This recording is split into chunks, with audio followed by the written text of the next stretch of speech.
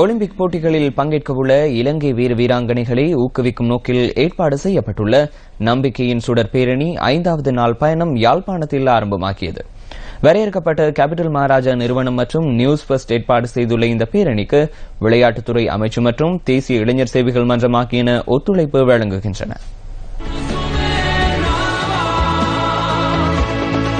யாழ் நல்லூர் கந்தசுவாமி ஆலயத்தில் நடைபெற்ற சமய வழிபாடுகளின் பின்னர் நம்பிக்கையின் சுடர் பேரணியின் பயணம் ஆரம்பமானது.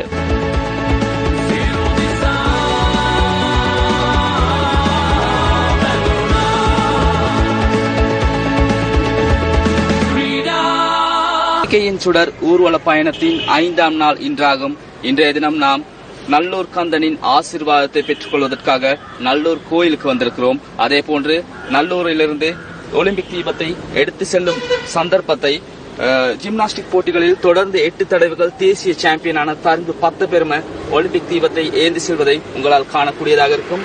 அதே போன்று எதிர்வரும் ஒலிம்பிக் விழாவில் பங்கேற்கும் நம் நாட்டு வீராங்கனைகளை வாழ்த்து கூறிட்டு நாம் இந்த பயணத்தை ஆரம்பித்துள்ளோம். தொடர்ந்து 23 நாட்களுக்கு நீடிக்க உள்ள இந்த பயணம் இன்றைய தினத்தில் யாழ் நகரிலிருந்து கிளிநொச்சி மற்றும் வவுனியா நோக்கி நகர உள்ளது.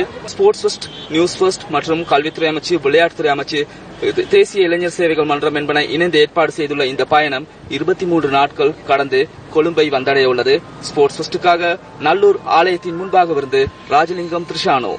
யாழ் துறைப்பா விளையாட்டரங்கில் நம்பிக்கையின் சுடர் ஏற்றப்பட்டது. இதன்போது வடமாகாண விளையாட்டுத்துறை உதவி பணிப்பாளர், வடமாகாணத்திற்கு பெருமை சேர்த்த விளையாட்டு வீரர்கள் கலந்து கொண்டனர்.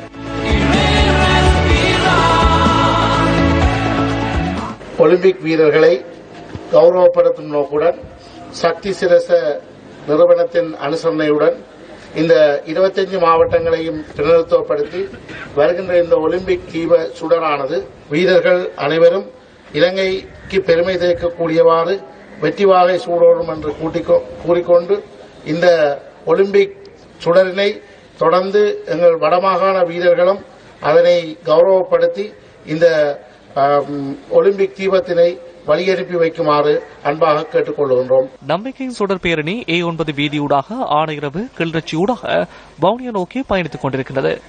நம்பிக்கையின் சுடர் பேரணியின் இன்றைய நாள் பயணம் வவுனியாவில் நிறைவு பெறவுள்ளது.